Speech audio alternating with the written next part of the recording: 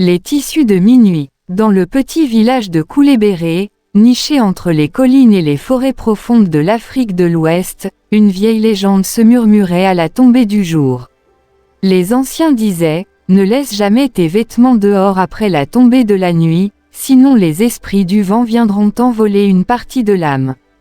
Aïssata, une jeune couturière intrépide, refusait de croire aux vieilles histoires. Chaque soir, elle suspendait ses tissus bariolés sur la corde à linge, les laissant sécher sous la lune brillante. Pour elle, ce n'était que des contes pour faire peur aux enfants. Mais une nuit de pleine lune, un étrange frisson traversa le village. Les chiens cessèrent d'aboyer, le vent souffla sans bruit, et les vêtements d'Aïssata dansèrent comme s'ils étaient portés par des corps invisibles. Au milieu de la ruelle silencieuse, une silhouette surgit, bleue comme la nuit, aux yeux incandescents, couverte de colliers anciens. C'était Deji Igebana, l'esprit voleur d'identité, un ancien sorcier banni par les dieux. Chaque fois qu'un vêtement restait dehors après minuit, il pouvait y insuffler une part de lui-même, se renforcer, et infiltrer les rêves des vivants. Aïssata, réveillée par une voix rauque fredonnant son prénom, sortit de sa hutte. Ses yeux se figèrent, le monstre était là, accroupi devant sa corde à linge, caressant ses pagnes avec des doigts griffus. Il se tourna lentement et murmura. « Ces tissus ont goûté ta sueur, ton souffle, maintenant, tu es à moi. » Mais Aïssata, fille d'une lignée de tisseuses mystiques, se souvenait des enseignements de sa grand-mère. Elle courut chercher un tissu blanc, non souillé, et y broda le symbole de protection avec un fil rouge. Lorsqu'elle brandit l'étoffe vers Deji Igebana, un hurlement terrible fendit la nuit. L'esprit fut aspiré dans le tissu, qui se raidit comme du bois. Titre, les tissus de minuit. Le village de Koulébéré, cerné par des collines douces et des forêts denses, semblait suspendu dans le temps. Le soleil y tombait lentement chaque soir, comme s'il hésitait à quitter ce petit coin du monde.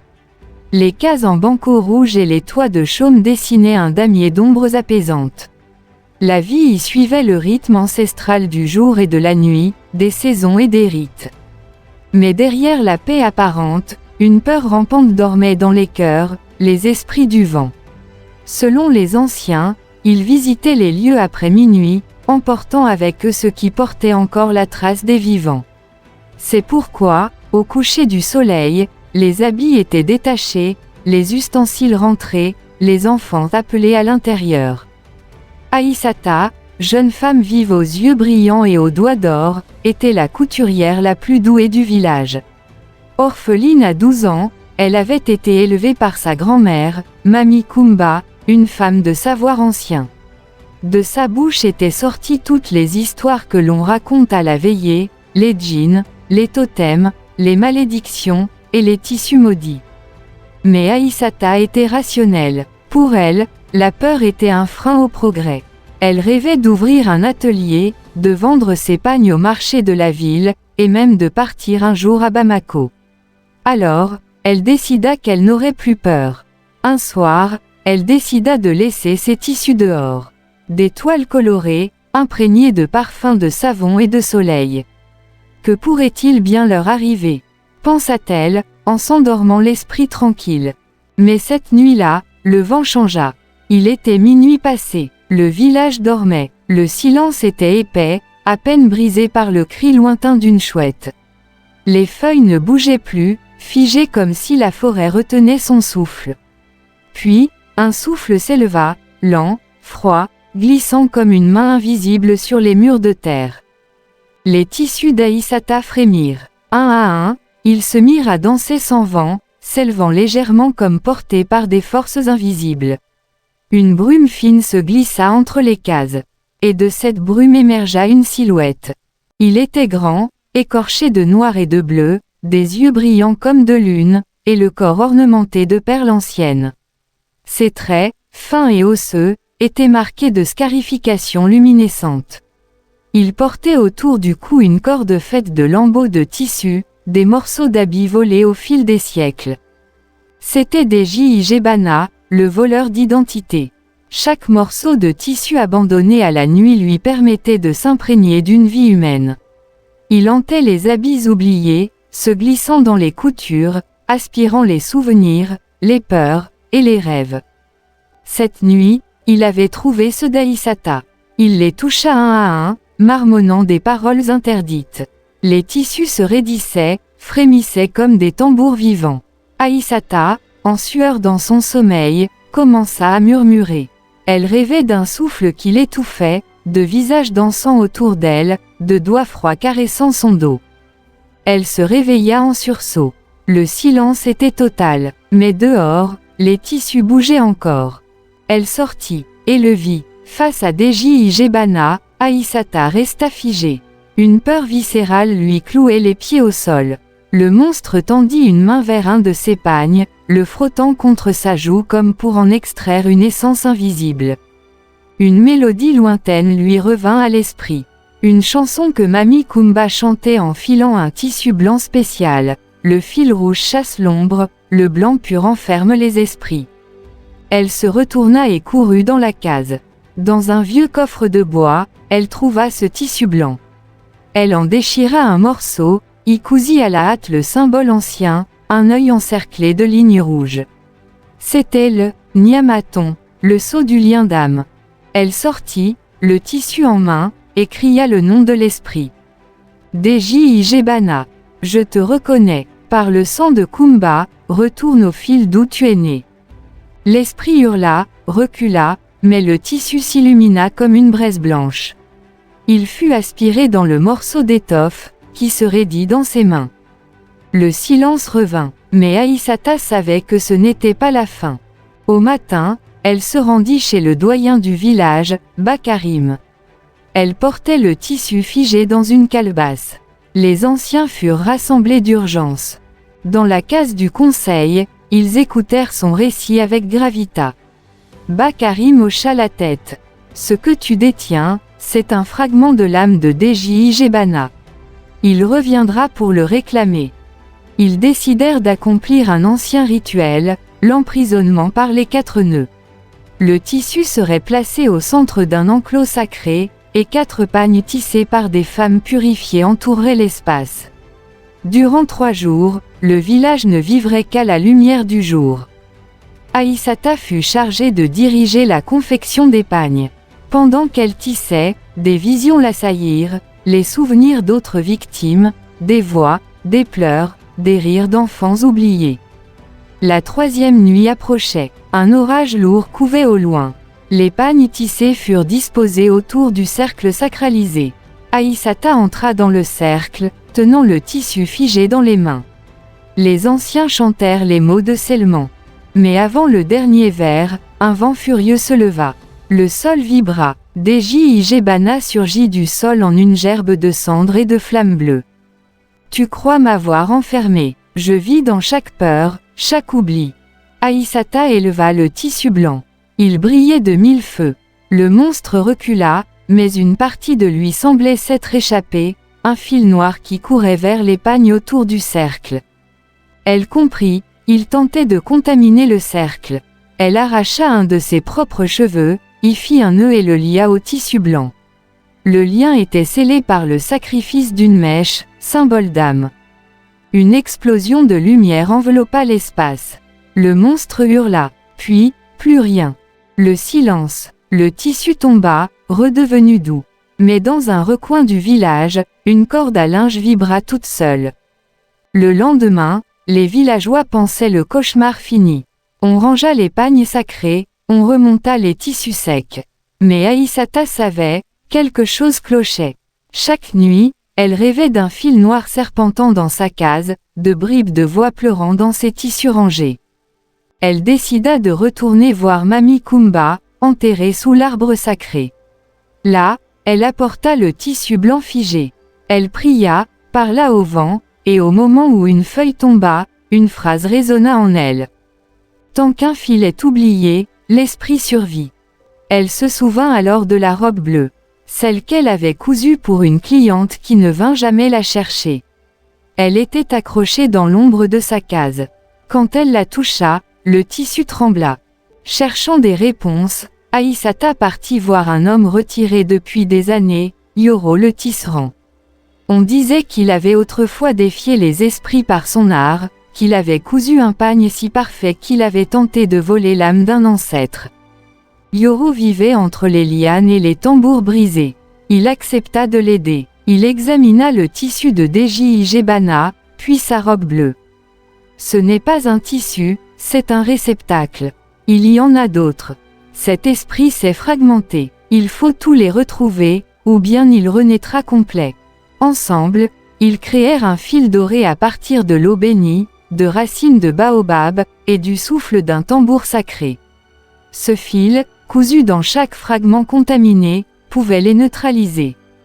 Aïssata apprit que 4 morceaux restaient, le pagne offert à la veuve Fatoumata, la chemise oubliée dans la rivière, un foulard vendu au marché, et une couverture d'enfant offerte à un griot de passage. Chaque lieu devenait un périple, la rivière la rejeta avec des visions, la veuve pleura en brûlant son pagne, le marché fut agité d'un vent glacial lorsqu'elle toucha le foulard, et le griot avait disparu. Mais elle trouva les 3 premiers, les purifia et les cousit. Il ne restait que le dernier. Elle retrouva enfin le griot, il chantait dans un autre village, plus loin, un chant nouveau, qui parlait d'elle, d'un esprit prisonnier, d'un tissu vivant. Elle s'approcha, tendit le tissu. Le griot rit doucement. Ce tissu ne m'appartient plus. Il chante avec moi. Si tu le reprends, c'est toi qui devras chanter désormais. Elle comprit, pour terminer le scellement, elle devait non seulement purifier, mais porter en elle l'histoire. Le tissu et la mémoire étaient liés. Elle accepta, elle chanta, et le tissu cessa de vibrer. De retour à Koulébéré, Aïssata cousit les 4 fragments dans une grande étoffe. Elle y broda le symbole de Nyama en fil doré. Le dernier ne fut noué avec un cheveu de Mami Kumba, gardé en talisman.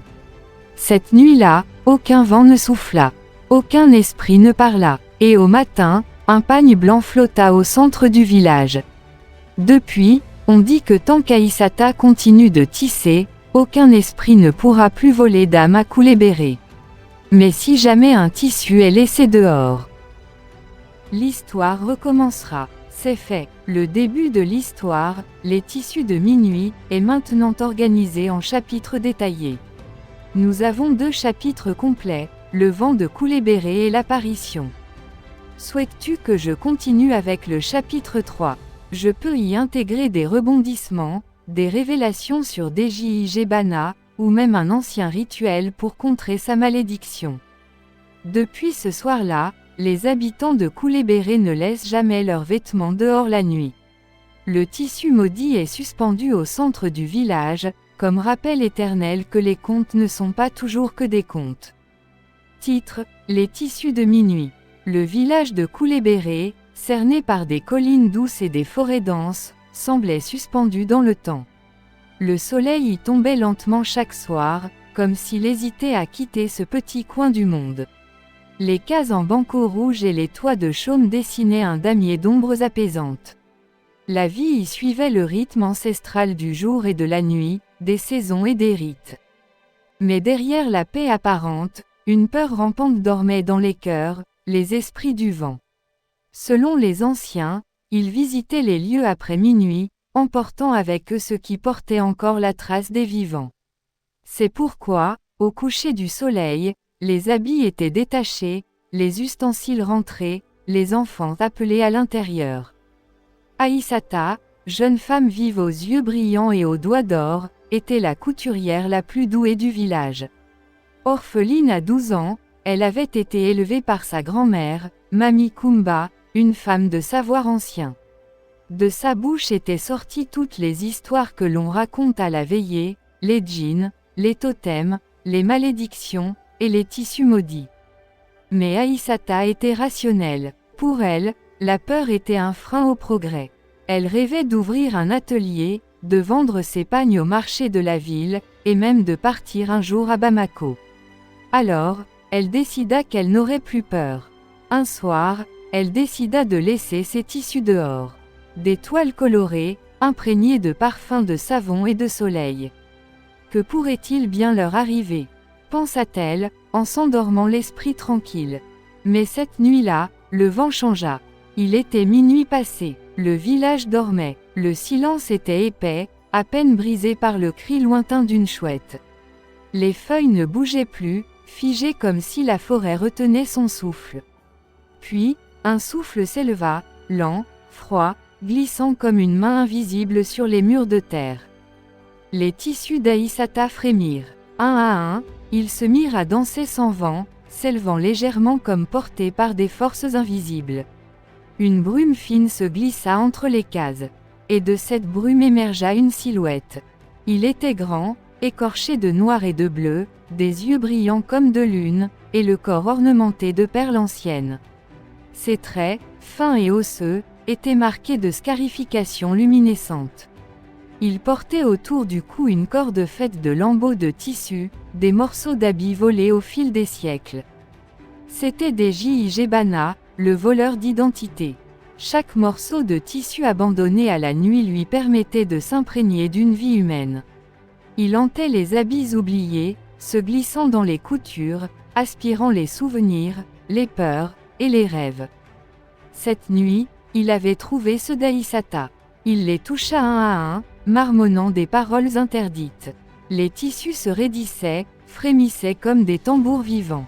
Aïssata, en sueur dans son sommeil, commença à murmurer. Elle rêvait d'un souffle qui l'étouffait, de visages dansant autour d'elle, de doigts froids caressant son dos. Elle se réveilla en sursaut. Le silence était total, mais dehors, les tissus bougeaient encore. Elle sortit, et le vit. Face à Jijebana, Aïssata resta figée. Une peur viscérale lui clouait les pieds au sol. Le monstre tendit une main vers un de ses pagnes, le frottant contre sa joue comme pour en extraire une essence invisible. Une mélodie lointaine lui revint à l'esprit. Une chanson que Mami Kumba chantait en filant un tissu blanc spécial. Le fil rouge chasse l'ombre, le blanc pur enferme les esprits. Elle se retourna et courut dans la case. Dans un vieux coffre de bois, elle trouva ce tissu blanc. Elle en déchira un morceau, y cousit à la hâte le symbole ancien, un œil encerclé de lignes rouges. C'était le Nyamaton, le sceau du lien d'âme. Elle sortit, le tissu en main, et cria le nom de l'esprit. Jijebana, je te reconnais, par le sang de Kumba, retourne au fil d'où tu es né. L'esprit hurla, recula, mais le tissu s'illumina comme une braise blanche. Il fut aspiré dans le morceau d'étoffe, qui se raidit dans ses mains. Le silence revint, mais Aïssata savait que ce n'était pas la fin. Au matin, elle se rendit chez le doyen du village, Bakarim. Elle portait le tissu figé dans une calebasse. Les anciens furent rassemblés d'urgence. Dans la case du conseil, ils écoutèrent son récit avec gravita. Bakarim hocha la tête. Ce que tu détiens, c'est un fragment de l'âme de Jijebana. Il reviendra pour le réclamer. Ils décidèrent d'accomplir un ancien rituel, l'emprisonnement par les 4 nœuds. Le tissu serait placé au centre d'un enclos sacré, et 4 pagnes tissées par des femmes purifiées entoureraient l'espace. Durant 3 jours, le village ne vivrait qu'à la lumière du jour. Aïssata fut chargée de diriger la confection des pagnes. Pendant qu'elle tissait, des visions l'assaillirent, les souvenirs d'autres victimes, des voix, des pleurs, des rires d'enfants oubliés. La 3e nuit approchait. Un orage lourd couvait au loin. Les pagnes tissées furent disposées autour du cercle sacralisé. Aïssata entra dans le cercle, tenant le tissu figé dans les mains. Les anciens chantèrent les mots de scellement. Mais avant le dernier vers, un vent furieux se leva. Le sol vibra. Jijebana surgit du sol en une gerbe de cendres et de flammes bleues. Tu crois m'avoir enfermé. Je vis dans chaque peur, chaque oubli. Aïssata éleva le tissu blanc. Il brillait de 1000 feux. Le monstre recula, mais une partie de lui semblait s'être échappée, un fil noir qui courait vers les pagnes autour du cercle. Elle comprit, il tentait de contaminer le cercle. Elle arracha un de ses propres cheveux, y fit un nœud et le lia au tissu blanc. Le lien était scellé par le sacrifice d'une mèche, symbole d'âme. Une explosion de lumière enveloppa l'espace. Le monstre hurla, puis, plus rien. Le silence, le tissu tomba, redevenu doux. Mais dans un recoin du village, une corde à linge vibra toute seule. Le lendemain, les villageois pensaient le cauchemar fini. On rangea les pagnes sacrés, on remonta les tissus secs. Mais Aïssata savait, quelque chose clochait. Chaque nuit, elle rêvait d'un fil noir serpentant dans sa case, de bribes de voix pleurant dans ses tissus rangés. Elle décida de retourner voir Mamie Kumba, enterrée sous l'arbre sacré. Là, elle apporta le tissu blanc figé. Elle pria, parla au vent, et au moment où une feuille tomba, une phrase résonna en elle. Tant qu'un fil est oublié, l'esprit survit. Elle se souvint alors de la robe bleue, celle qu'elle avait cousue pour une cliente qui ne vint jamais la chercher. Elle était accrochée dans l'ombre de sa case. Quand elle la toucha, le tissu trembla. Cherchant des réponses, Aïssata partit voir un homme retiré depuis des années, Yoro le tisserand. On disait qu'il avait autrefois défié les esprits par son art, qu'il avait cousu un pagne si parfait qu'il avait tenté de voler l'âme d'un ancêtre. Yoro vivait entre les lianes et les tambours brisés. Il accepta de l'aider. Il examina le tissu de Deji Igebana, puis sa robe bleue. Ce n'est pas un tissu, c'est un réceptacle. Il y en a d'autres. Cet esprit s'est fragmenté. Il faut tous les retrouver, ou bien il renaîtra complet. Ensemble, ils créèrent un fil doré à partir de l'eau bénie, de racines de baobab, et du souffle d'un tambour sacré. Ce fil, cousu dans chaque fragment contaminé, pouvait les neutraliser. Aïssata apprit que 4 morceaux restaient, le pagne offert à la veuve Fatoumata, la chemise oubliée dans la rivière, un foulard vendu au marché, et une couverture d'enfant offerte à un griot de passage. Chaque lieu devenait un périple, la rivière la rejeta avec des visions, la veuve pleura en brûlant son pagne, le marché fut agité d'un vent glacial lorsqu'elle toucha le foulard, et le griot avait disparu. Mais elle trouva les 3 premiers, les purifia et les cousit. Il ne restait que le dernier. Elle retrouva enfin le griot, il chantait dans un autre village, plus loin, un chant nouveau, qui parlait d'elle, d'un esprit prisonnier, d'un tissu vivant. Elle s'approcha, tendit le tissu. Le griot rit doucement. Ce tissu ne m'appartient plus. Il chante avec moi. Si tu le reprends, c'est toi qui devras chanter désormais. Elle comprit, pour terminer le scellement, elle devait non seulement purifier, mais porter en elle l'histoire. Le tissu et la mémoire étaient liés. Elle accepta, elle chanta, et le tissu cessa de vibrer. De retour à Koulébéré, Aïssata cousit les 4 fragments dans une grande étoffe. Elle y broda le symbole de Niamat en fil doré. Le dernier ne fut noué avec un cheveu de Mamie Kumba, gardé en talisman. Cette nuit-là, aucun vent ne souffla. Aucun esprit ne parla. Et au matin, un pagne blanc flotta au centre du village. Depuis, on dit que tant qu'Aïssata continue de tisser, aucun esprit ne pourra plus voler d'âme à Koulébéré. Mais si jamais un tissu est laissé dehors, l'histoire recommencera. C'est fait. Le début de l'histoire, les tissus de minuit, est maintenant organisé en chapitres détaillés. Nous avons 2 chapitres complets, le vent de Koulébéré et l'apparition. N'oublie pas d'abonner et laisser votre commentaire et partager. Et merci beaucoup pour l'abonnement.